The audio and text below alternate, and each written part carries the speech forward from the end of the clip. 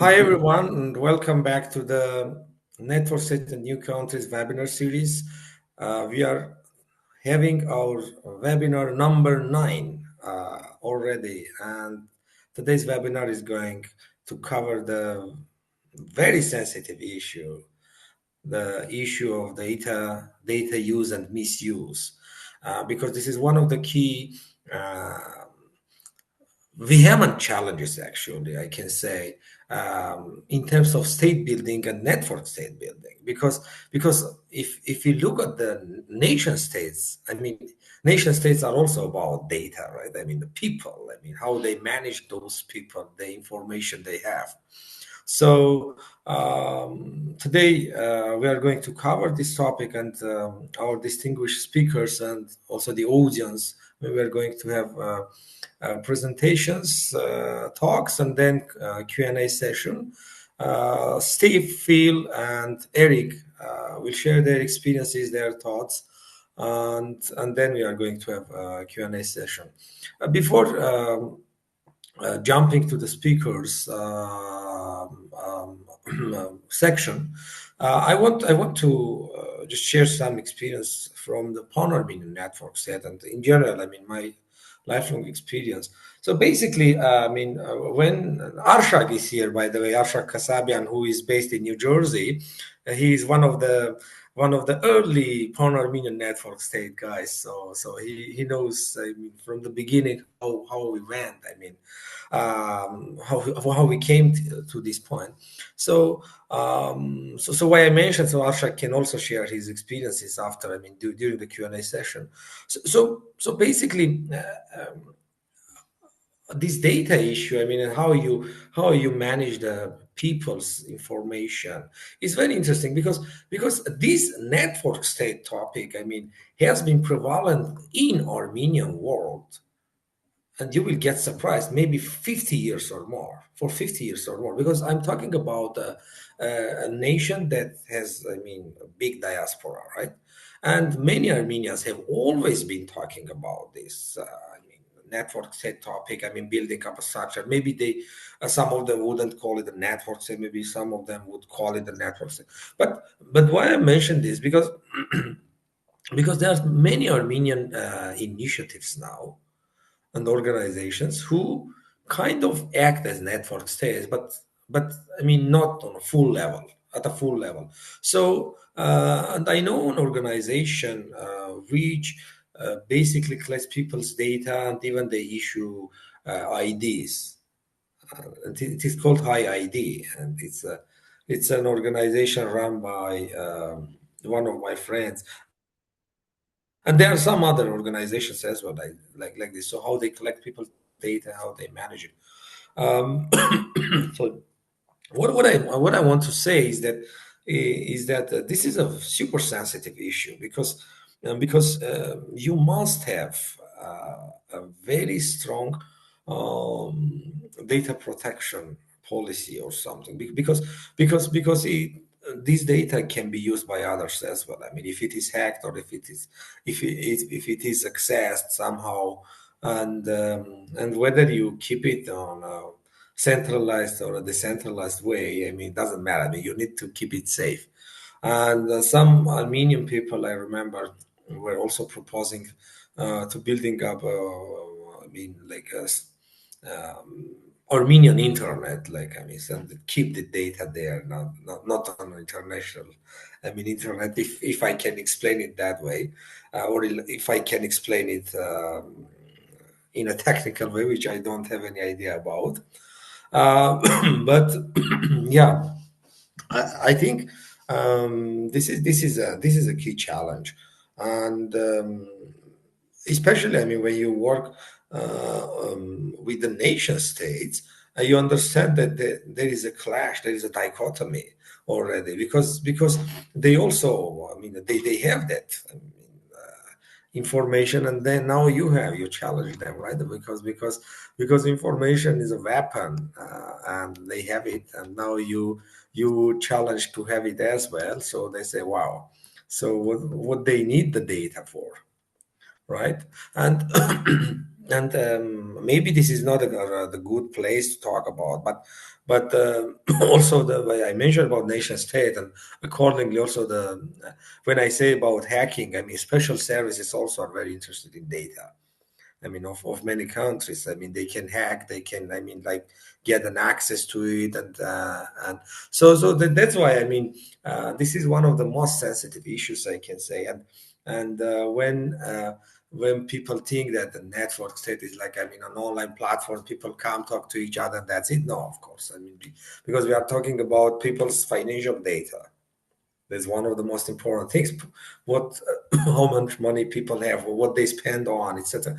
So we are talking about family data. I mean, who they are dealing with. I mean, who they speak to, etc.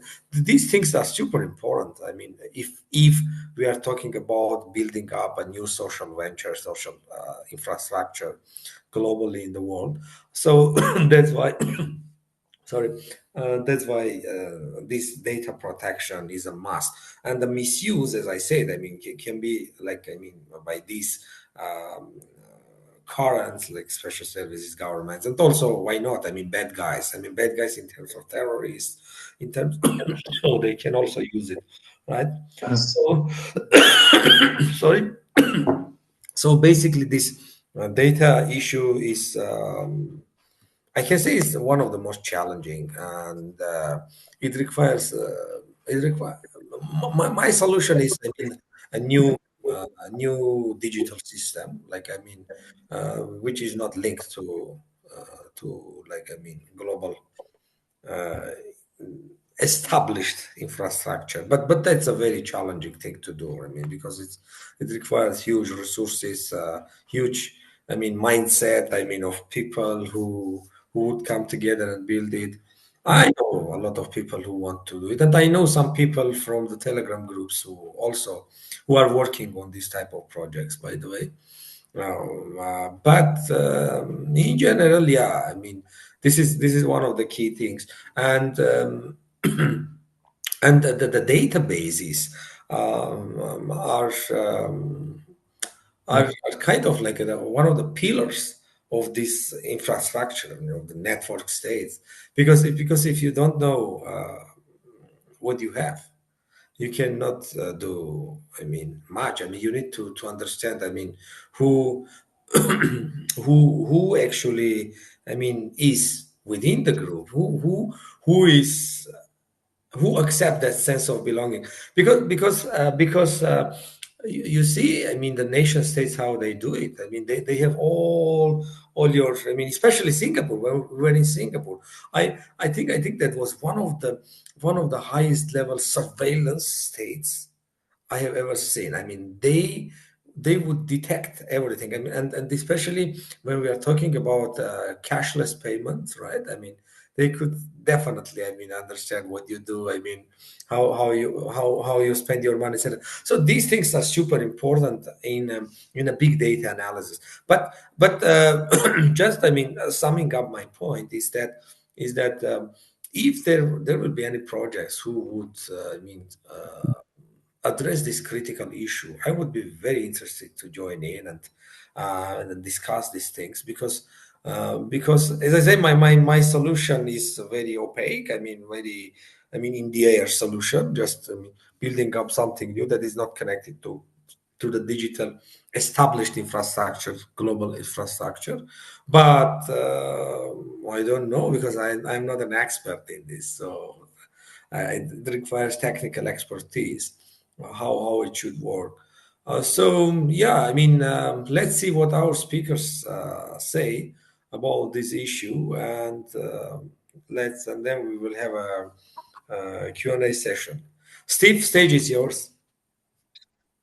Okay. Um, shall I start sharing my screen? Yeah, sure, you can.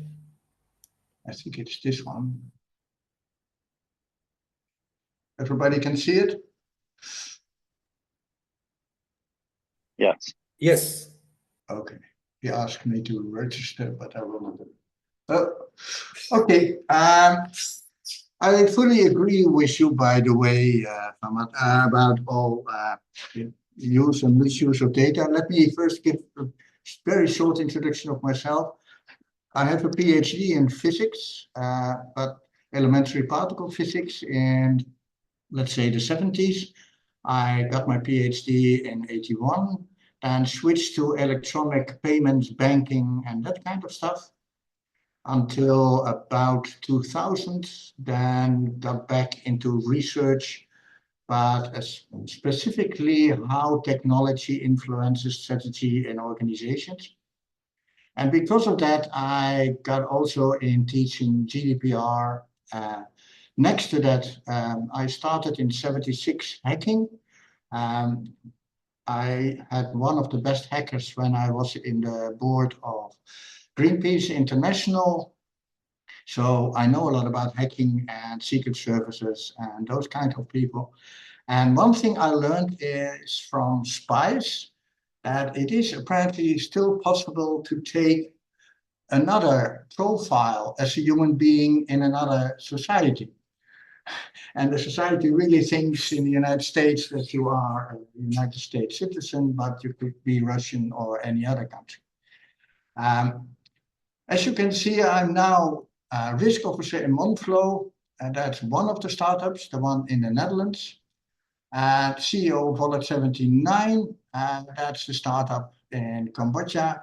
And between that, you see Soray, which is our publication platform, but I will not discuss that very much. Let me see. The starting point of our project related to use and misuse of data is that we assume self-sovereignty for what we are building, which means that each individual should be in control of his own capital. And by that, I don't mean only financial capital, but also human capital and social capital. At the moment, we see that financial institutions are collecting a lot of data, and also governments are collecting a lot of data on your financial capital. And because of that, you don't have any control over it anymore. The same is, in fact, when you look at education in the different countries, you see that human capital, what you know, what you can do, your skills, your experiences, lies at a lot of different places, including banks, but also government. And then social capital is, in fact, a new area where we will find all these people like Instagram, LinkedIn, who take all your relations with them and use them for commercial purposes. But you can imagine that's a type of information also very interesting for others. So each exchange of capital, when we look at those three types of capital, according to our starting point, should be safe. It should be still according to the law, but without storing any personal data. So I don't believe in any centralized databases, and I want to minimize all transactions during a trade, which could give an indication who you are. Now, what is done in networks? Capital is exchanged to fulfill a goal. So you have to exchange capital, but that's trade. And trade can be done without the use of personal data. So that's our starting point. That's what we already made for financial capital in Monflow, what we have version 1 in human capital in Wallet 79, and also for social capital, which we built in Wallet 79. The self-sovereign identity, what you still need, what you need are decentralized identifiers. So you have to find a way to determine who you are. I'm so sorry about that, but it has nothing to do with data, personal data, but it has to do with traits that you have to identify yourself in some way or another. I mean, a wallet address is a way of identifying, but everybody knows the problems, the current problems with wallet addresses, and they are being traced so everybody can follow it. That's not what I want. There are other ways of identifying yourself. One of them, for example, is biometric or those kind of things, which can be used in such a way that it will not be used as personalized data in the trade itself. The second thing are verifiable credentials. Now, why is that necessary and why should you not centralize that? I mean, it's nice that you have capital, but capital, you have to verify that you really own that capital. So when you have money or when you have a house or whatever, it is necessary that you are able to verify that. Now, you can always do it by a blockchain, but the world is not filled yet with blockchains. So at the moment, you also need some other ways to be able to get this information and store it with you. So as I said, we built 3 different things. I will discuss the first 2. Monflow is the first. That's the bridge between traditional and digital exchanges. We found out that as long as you keep on using the banks for all the exchanges, then everybody knows about it. The trick we have done is, in fact, we are now able, and we are registered with the Dutch National Bank for that we are able to give people an international bank account number. But as soon as you put money in there, the money will be minted into stablecoin.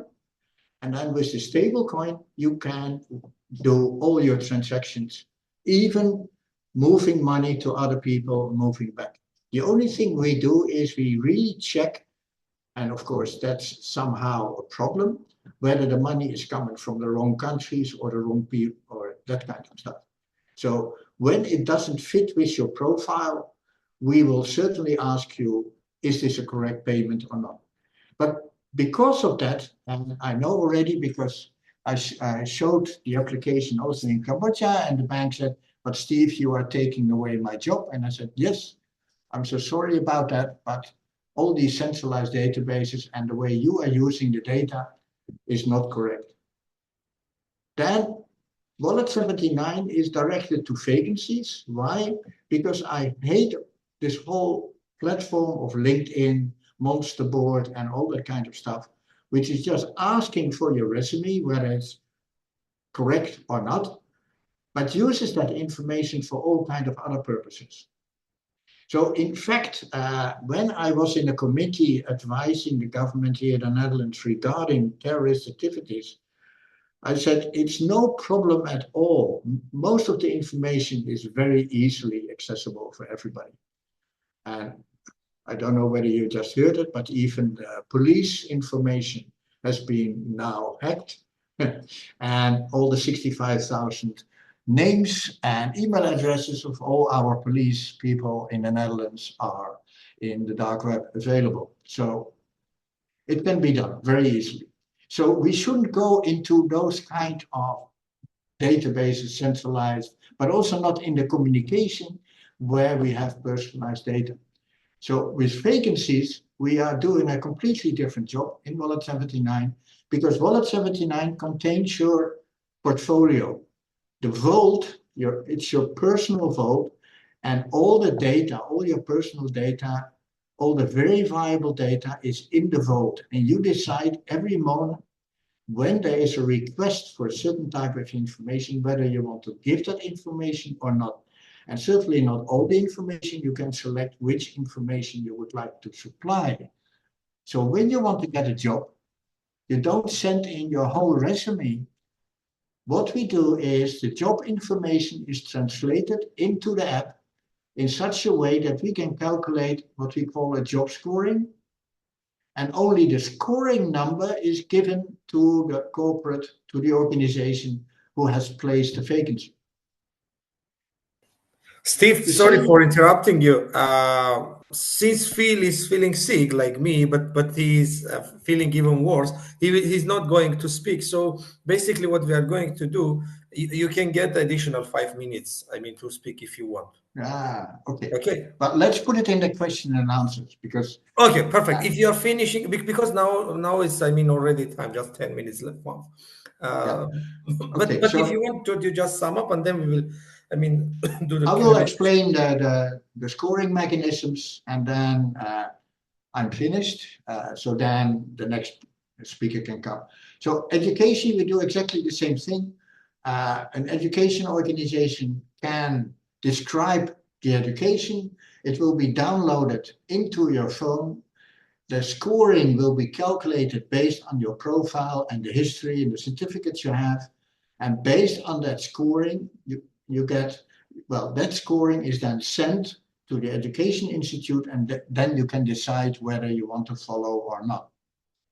There are two things very important now. One is credit scoring. This is something we are developing together with the National Bank of Cambodia, which means that we use the financial information and the other information in your vote to take away the credit scoring, credit rating out of the hands of the bank and move it into the app. So that the credit rating, credit scoring is exactly the same for everybody.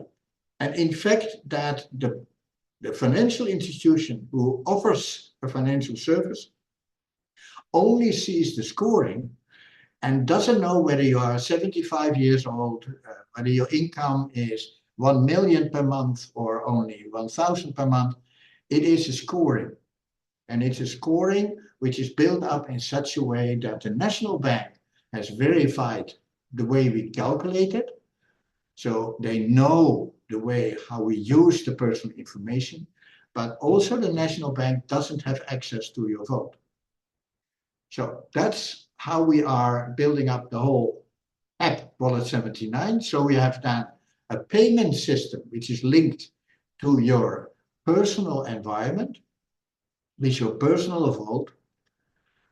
And in that way, you don't need the central databases anymore. And you keep in control all the time of your own capital and all the data for that capital. So that's what we tried out already. Monthflow is running. So that's we are now taking up the first 100 customers to be sure that we do everything correct. Wallet 79 has been introduced in Cambodia with the first companies. They ask for some changes, so we will develop version number 2. And the third product array is already in version number 2, so that's running as well. So to my opinion, it is an answer, Vahram, to what you were describing, namely that all the data which are normally used by governments, banks, commercial companies like Microsoft or Meta or those kind of people, we have taken that away. And yes, they don't like it, but I think it's the only solution you can do it. Coming back then for the network society, we also built it in such a way that in fact there are no more borders. It is a global system. Also, Monthflow is set up completely global. Wallet 79 is set up global in such a way that people can work from anywhere for a certain job, or you can do payments from, well, not from everywhere to everywhere, because some countries are on the sanction list because of all the problems we now have, but okay, mostly everywhere. So that's my story. Thank you. Thanks a lot, Steve. Thanks very much. Yeah, Phil just messaged that he's, by the way, present in the call. Phil, get well soon. And yeah, but I just see a message from Hey, Jack. hey, Yeah, I feel hi. Get I well, man. Get think well I soon. have to get rid of my, how do I get rid of my adding the screen? I see that Jack wants to talk, right? Give yeah, some if introduction to hi, what hi there. Yeah, I Jack, guess please because jump Phil's in. voice isn't working, I thought maybe I could step in, do a quick intro to what we're Please doing, do it. if Yeah. that's okay with you. Yeah, cool. So my name is Jack Tanner. I'm the CTO of the Autonomy Foundation, and we're building a virtual nation, a network state, as it were. Very interesting to be on this call. I'm a technologist. I have a strong background in digital identity. I've been involved quite a lot in the decentralized identifier, verifiable credential space for a number of years now. I was actually a contributor to some of the standards that are used on that tech stack. And Pangea is our flagship program, our flagship product at the moment. So we are a network state called Pangea. It's a holistic nation state as a service platform. Our primary and our proudest piece at the moment is the digital identity, which is the Pangea passport. It is a seamless, very high usability, fully sovereign, non-custodial wallet system, and you can use it for very advanced but very easy logins. It can, I think, we call ourselves a Web 4 platform, and compared to Web 3, one of our biggest differentiators on the technical level, and I'm a technical guy, so I'm going to tell you a little bit about the tech, is that we introduce a new data layer that's controlled by the user. It's called the Sovereign Storage Vault. And that's basically where each citizen is able to store their data exclusively in their phone and able to then share and transfer that with other people without the centralized, without the network state or us as an operator or any of the other operators actually having their personal data in any database. So it's a database-less identity system where essentially each user is their own database. We've actually got this running and set up right now on the Pangea system. And then you can do a whole lot of wonderful things with this. Of course, this is a huge cybersecurity improvement. So we're taking this to market as a cybersecurity solution. This is a huge privacy solution for people. That's where the security comes from. I'm just going to focus on this because this whole talk is about data use and misuse. So basically, it provides a nation-state platform without that whole risk of our citizens' data going into the wrong hands. Citizens can do with it what they want. They can share it with other people.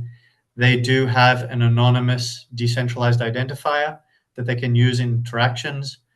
And we use an advanced identity system to keep the identifier anonymous, but the accounts accountable. And that provides the safety for interactions without the necessity of people having to share data. Now, sharing data can still be good. There are many good reasons. I mean, the legacy system certainly needs it for all of their compliance requirements because they do not have this both anonymous and accountable system. But it's also extremely valuable for applications to create a data-rich user experience. What else can I say? That's a quick intro to the Pangea passport. The Pangea platform is a nation state as a service. We also have a Chamber of Commerce-like solution. It's the Pangea DAO and a Pangea build platform. That's a builder's platform to build and use these tools like the digital identity login and other smart technologies that are available through the platform for communities, for smart cities, for the citizens to build just cool apps that are hyper cybersecurity aware, using advanced technologies, and still remain seamless. That's maybe my quick intro. Happy to take any questions, of course, about that. We're pretty excited about this. We've already launched the passport. We're doing upgrades every 2 weeks. We've launched the national currency, and we have launched the Pangea mainnet blockchain, which is a advanced, upgradable, and scalable blockchain that it's running on. Thanks a lot, Jack. Thanks a lot for coming in and helping Phil and all of us to understand more about Pangea. So definitely we are going to have more questions about it. Eric, the stage is yours, please. Thank you. Does that work? Awesome. All right, well, I'm gonna talk about data in network states, although it kind of applies to every state.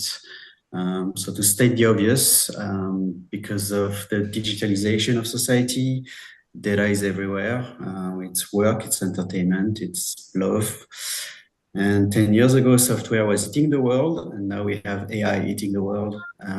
Basically, AI feeds on that data, so it's becoming more and more important, obviously.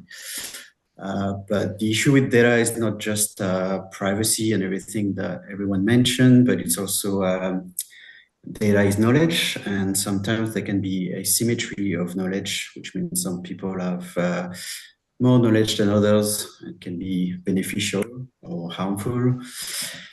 And the nation states obviously centralized a lot of that data.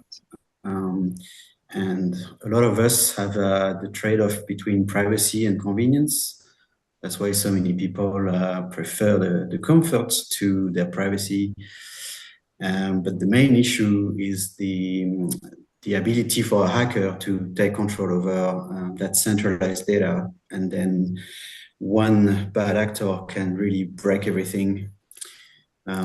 So data is power, and whoever has that power can easily be corrupt. We probably don't want that, but you all know it. So part of the solution is decentralization, assuming here that the network states are based on the blockchain, but peer-to-peer also works. It's also decentralized. One of the examples of decentralization I love is DeepIn for decentralized physical infrastructure networks. You can see some examples here. Usually incentivize participation of everyone in society. And it's basically using a protocol rather than relying on a central entity to manage a service. So everyone is part of it, but no one's in control of it. And we can even mention a specific use case of decentralized AI, because yes, AI is very useful, but we don't want it to be in the hands of a few people. So a lot of those systems, when they're decentralized, are trustless and autonomous. And it's kind of my vision of a network state for the future, as everything administrative is autonomous and no one has to really think about it. It's just a piece of code running on serverless, right? No central entity. But decentralized doesn't mean private. So that's where we are going to need zero knowledge proof. So for those who don't know what zero knowledge proof is, it's a wonderful piece of math that allows someone to prove a statement without giving the proof. So I think that's where the technology reached magic, because it's really hard to wrap our head around it.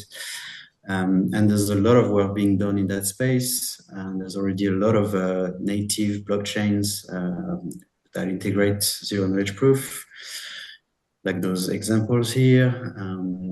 But people are also working on the zero knowledge smart contracts, even ZK EVM. Mina is one of the leaders in that space. And for the future, there's even work being done on zero knowledge processing units. So think like the microcontroller in your phone. In the future, they'll be able to handle encryption to the point that you can prove a lot of things, like you can prove you're an adult without even giving your age away. So a lot of things are being in the work. Basically, technology is really solving a lot of those issues. And then sharing some resources for those who want to learn more. Moonmath is the reference to learn about zero knowledge proof, especially ZK Snark. But those who are really into it can also check out Egon Yama. They have amazing resources for people who want to learn about zero knowledge proof. And the Incognita, which is the decentralized approach to listing the network states. So for anyone who's interested in knowing what kind of network states are out there, this is like a community-driven approach. And then if you want to see more of my research, my link tree is here. I've got some spreadsheets, happy to share anything I found. Does it? How long has it been? Too fast? Eric, thanks a lot. Thank you. And yeah, I think we can jump already to the Q&A session. Before jumping, just I wanted to, sorry, I'm very sorry. for this. Just forgot that there was a meetup in Munich actually on September 27th, and I also missed that because of being sick. And yeah, I could see that in the chat. I mean, people also mentioned that they know other people also got sick. I think something happened in Singapore. There was a data breach, medical data breach in Singapore. So many people got sick after Singapore. But yeah, I mean, we clearly understand that this is a key issue, and especially when you're talking about centralized nation states, and even before the nation states. I mean, before Westphalia. I mean, if you look back, for example, Armenia is an old country, and if you look back to Armenian historical memories, I mean, what you find there is like, I mean, how people would collect taxes. So it was based on data. I mean, so they would so each village, I mean, they knew how many cows, I mean, this guy had in this village. So it was extremely difficult, right? In those times, I calculate all this. I mean, get an access, but they still did it, um, and uh, and not only, I mean, the whole region, the Roman Empire, Armenia, Iran. I mean, all these old, I mean, historical records.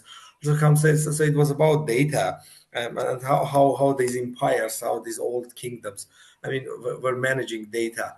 But still, I mean, since we are now getting into a very high level digitalized world, it brings opportunities and of course, I mean, challenges, as I said, because there can also be distortion, because I am in Germany, and this is a very important thing that I'm saying now. In my opinion, is that a German media outlet published about a Russian spy who was in Germany, but whose records disappeared. So they don't know who this guy is. So that is how they can misuse the data. I mean, he was a KGB agent, and the KGB could basically, you are Vahram, but then you disappear as Vahram. You're still alive. You walk, you eat, but you don't exist.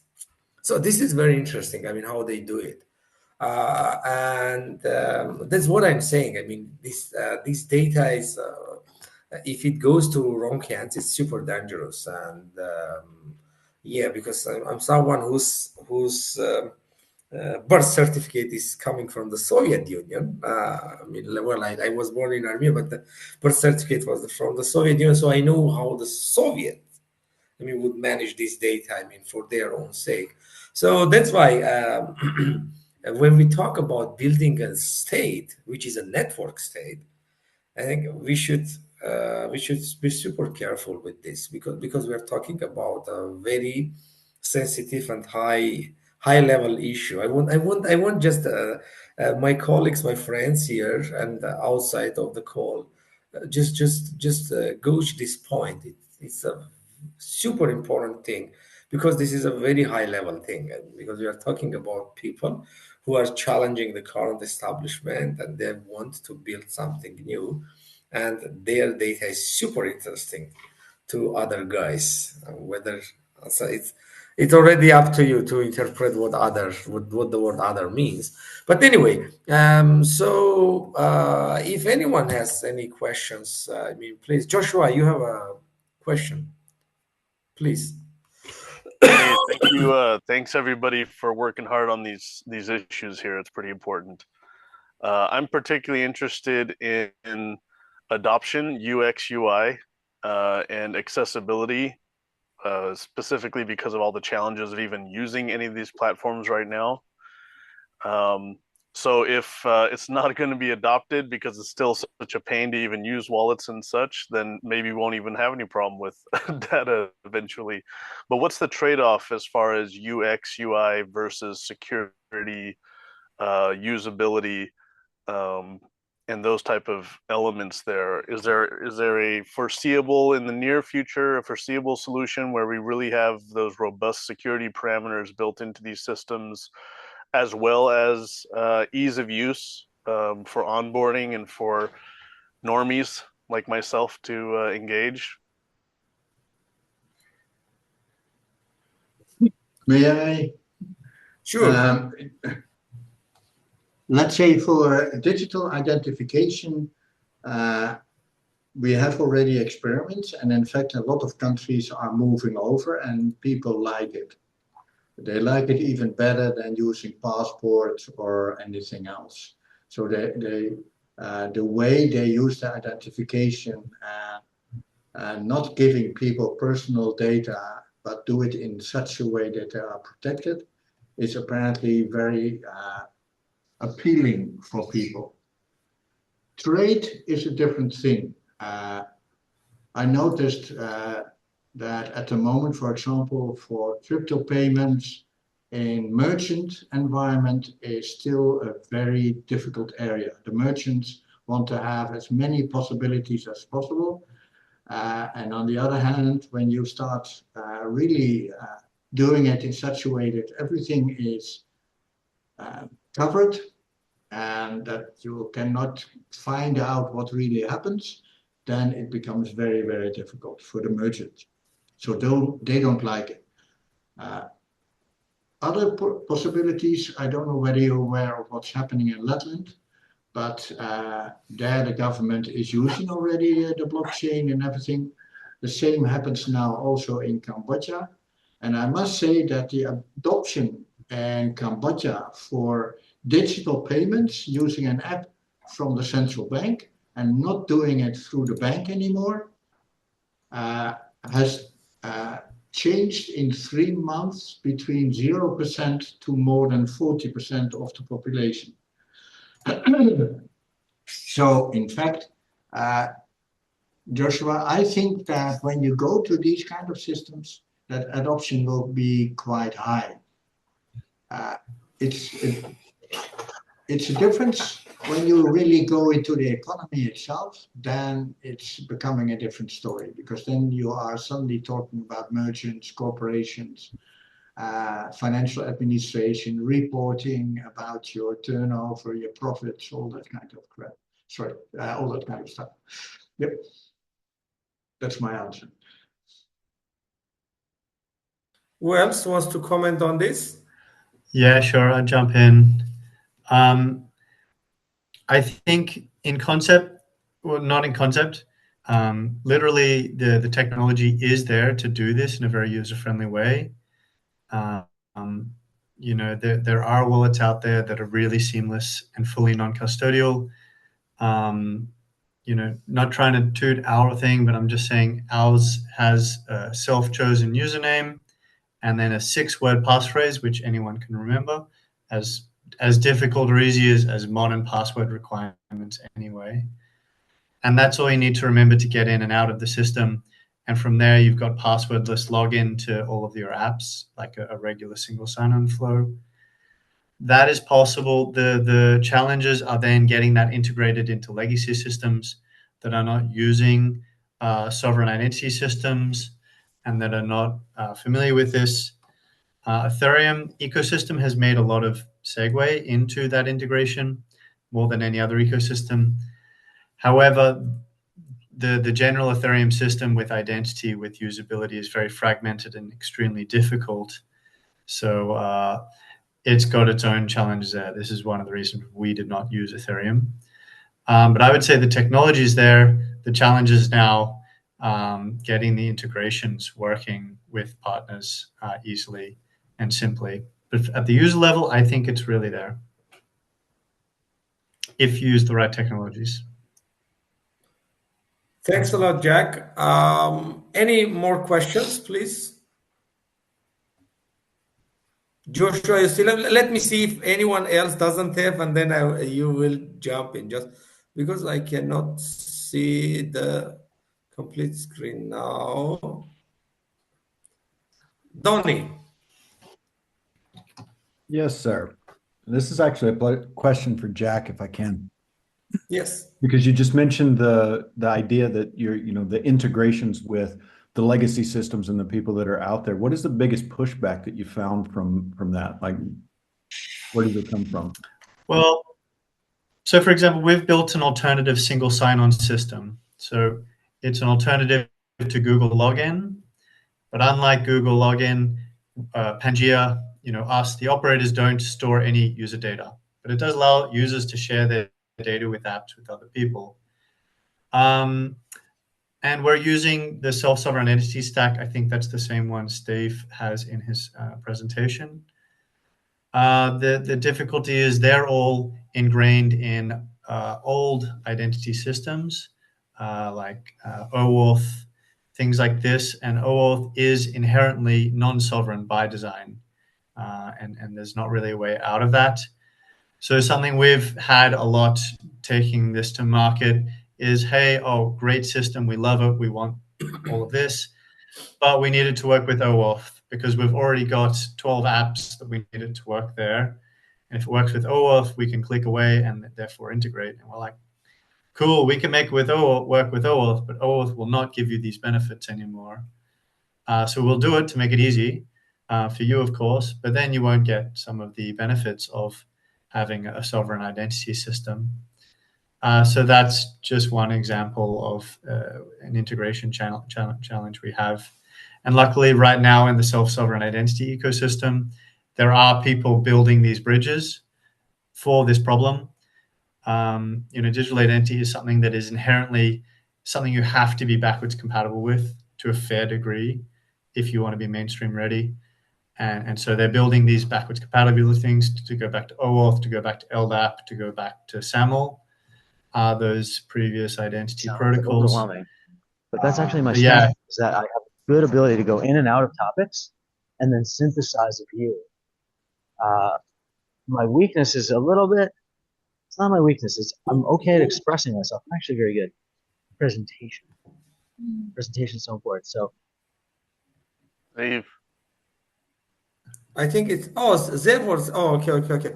I I will ask Ophelia to mute. Then who has questions? Then unmute, please, Ophelia. Okay, Joshua, please jump in. Yeah, just kind of carrying on what you're talking about with integrations was pretty much along the line there. And I'm curious. Another thing I'm interested in is what do you guys see in cross-platform collaboration on integrating as well? For instance, Steve and Jack are a whole bunch of solutions emerging in the whole kind of network society space. What do you guys see as far as integration points? You mentioned, Jack, Ethereum has challenges. A bunch of these blockchains have some kind of challenge. Do you see much collaboration happening there, or at least something so that we can integrate across a lot of these solutions, or is it kind of everybody working in a lot of silos right now? Well, the blockchain like backend system, the decentralized backend that a blockchain has, is a siloed system in many ways. I don't, and there are many people working on that problem. It's super non-trivial, that problem, trying to make those backend systems integrate, because all these protocols, some are very similar. Of course, if you have like Bitcoin and Litecoin or Ethereum and Binance. But some of these protocols are very different. They build them from scratch. They have different protocols. So it's a really non-trivial problem, the cross-chain integration. What is a really beautiful piece of technology is this self-sovereign identity piece that has been mentioned as well. And that has created an off-chain data abstraction layer.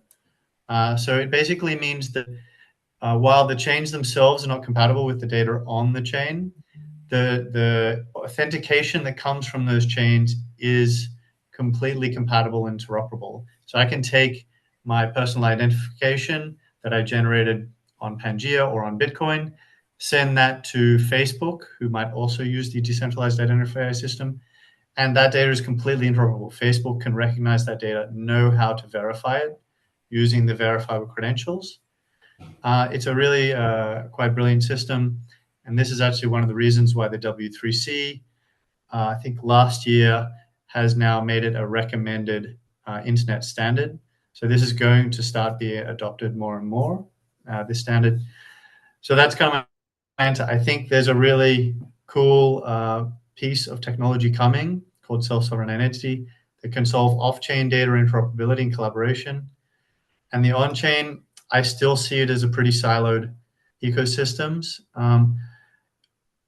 To couple that with all the, I don't know what the best word for it is, the tribalism that goes with, I've got my money in this system, the money is on chain, therefore that money is siloed, Ethereum to Binance to Bitcoin, and then there becomes a lot of tribalism because they've got stake, they've got financial stake, and sometimes a lot of it.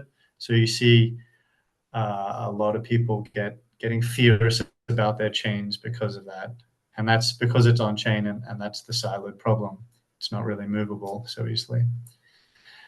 Yeah. Can I add something? I fully support this.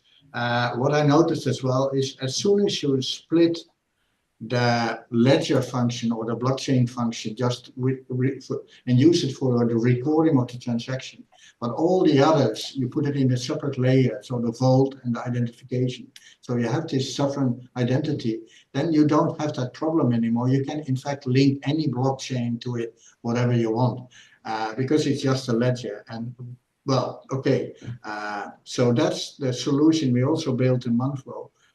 We are now can connect to about 60 different coins because we are not interested in which type of blockchain it's put there. We are saying no, we just, as soon as we know who you are and can give you a bank account, then that's sufficient.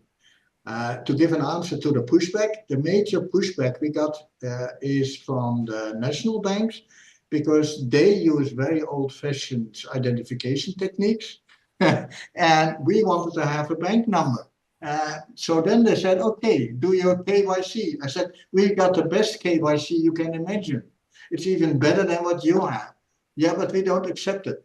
Yeah, okay, good. So let's wait. Let's first do it and then make the next step and then show you that the identification sovereign identity is much better.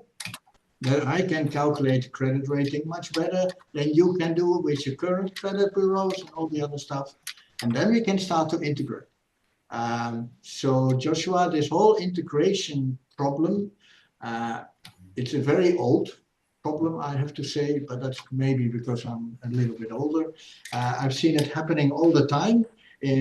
Originally in the Netherlands, we had about 40 banks. Now we have 5 banks. And already you see in Europe that the banks will merge even further.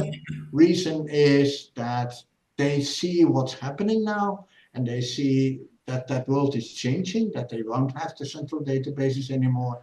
So they want to keep control on it. So you have to find a way around it by putting pieces into it, which slowly allows people to work outside the bank structure instead of inside the bank structure. But that's the whole story. I cannot change SWIFT at the moment. That's my problem. It's there and people want to use it. I mean, at least we have payments in Europe which go a little bit faster than in the United States. So I'm happy with that, but it gives some delays. Thanks a lot, Steve. I also have one question, actually. Phil, you have a question? Please unmute. Yeah. Yeah, I just wanted to touch in briefly. We're talking about working in silos and how we're not interoperable as a sector. Everyone here is interested in network states, network societies, and moving things forward. I just want to give you a shout out, Vahram, bringing us together. One of my big takeaways from Singapore over the past couple of weeks was the fact that everyone is actually working in silos, and by having calls and meetups like this, that enables us to cross-pollinate our information and make sure that we are pulling together and actually the things that we are passionate about become heard by everyone. So I don't have any questions. I just want to give you a shout out for the wonderful work that you do, and I'm sorry that I've got the same flu as you. I guess we hung out in the wrong spots. Thanks, Will. Thanks, and get well soon. And anyone who is sick from after Singapore, get well soon. So because we have a lot to do together. So I have one question actually about the social aspect of data. Data is because we usually consider all these issues coming from the tech perspective, from the security perspective, but not but sometimes the social aspect sometimes is ignored. And since the very end goal of the network state is is to gain a critical mass, because in the end of the day we need a critical mass in order to stage a victory, right? I mean, to claim that we finally found it a network state or whatever, because without a critical mass we will hardly claim it. I mean, you will hardly claim having, I mean, 1,000 people talking to each other or on Discord platform or whatever. So you need a population, you need people who have who have that sense of belonging, that glue that keeps them together. So regarding that, I mean, how do we imagine, I mean, using data in a positive way? I mean, using data that we already have to gain a critical mass. So this is a very important thing. I mean, imagine that we already have 500 people. I mean, data of those people.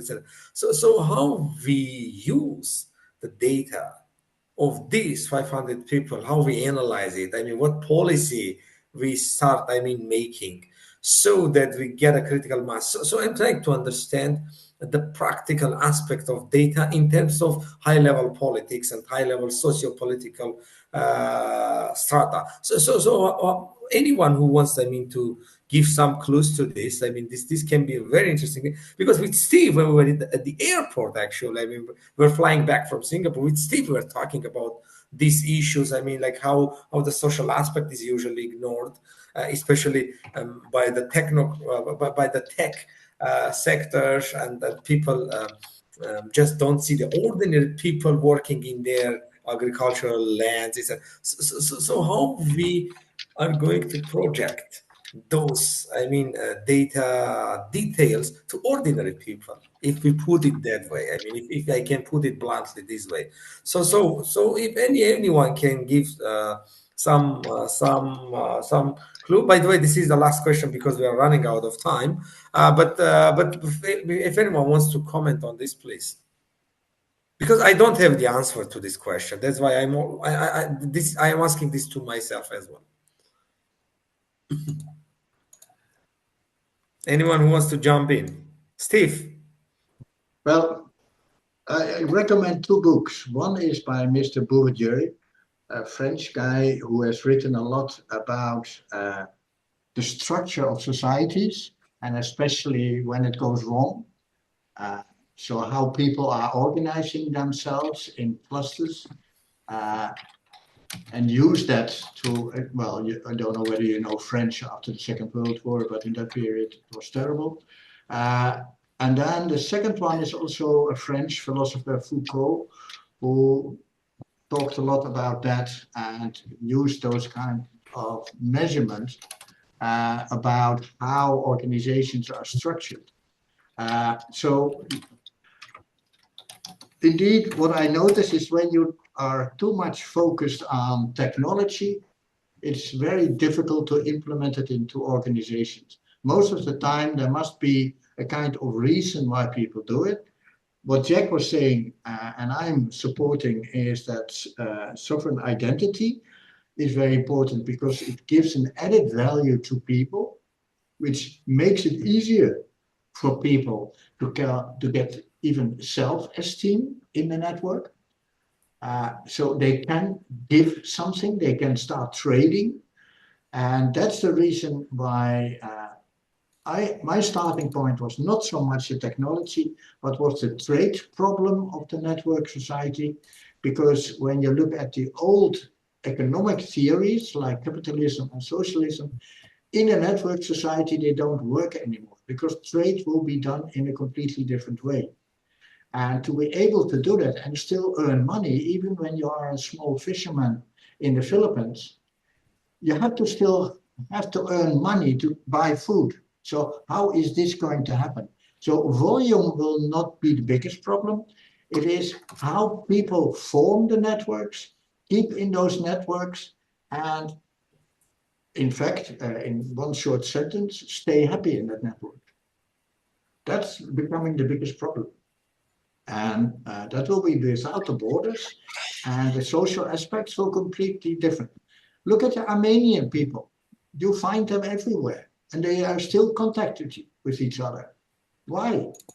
What are they doing together? Do they have mass? I wouldn't call it mass. I would call it trust in each other. When they need each other, they will find each other. It's the same as the stupid Dutch people. Why are they everywhere?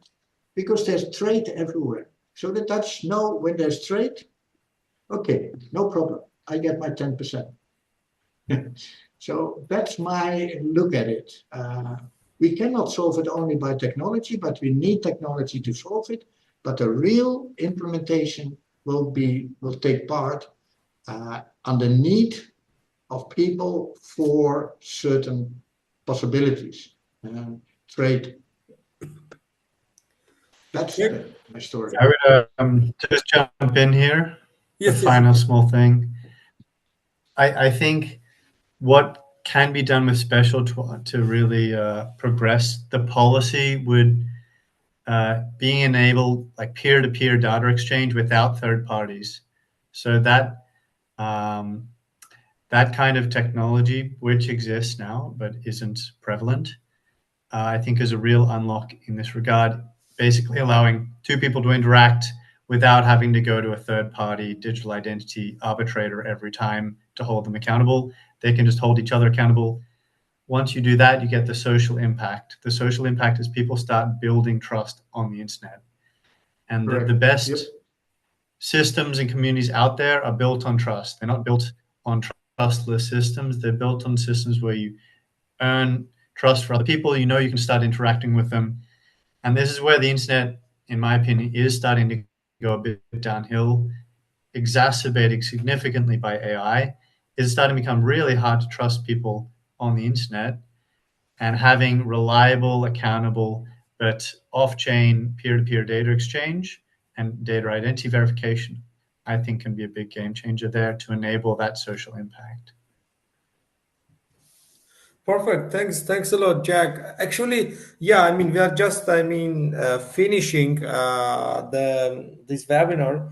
Just want to mention that the recording will be posted on YouTube, and we will also have a press release which will be shared with you all. Just wanted also to mention that we are also going to have other topics covered in the upcoming webinars, which are already monthly. So we are having in each end of month, we are having one webinar. So just to sum up, is that this the data issue, in my opinion, still is that one of the most critical parts, in my opinion, is its political use, and how to influence on the masses, because this is what the nation states have been doing. I mean, like how they could manipulate the masses. I mean, using the data. So that's what I am concerned with. I mean, how we should create something new that doesn't allow that nation state political trick, if you put it that way. Yeah, and also here we also have this civilizational data, ethnic data. I mean, how people get together, what cultural data. I mean, how they have, I mean, like common values, etc. So all these things are, I mean, huge science. This is a huge science. So basically, there is a lot to discuss. Unfortunately, we are running out of time. Thanks a lot, everyone. I mean, who came, who made an effort, gave time and energy. And I'm absolutely certain that we are going to make it, because the fact that we already speak about this is says a lot already. Says a lot. So we are going to make it through, and we are going to have a better world and maybe a universe. Who knows? Okay. See you soon, and yeah, thanks a lot again, everyone.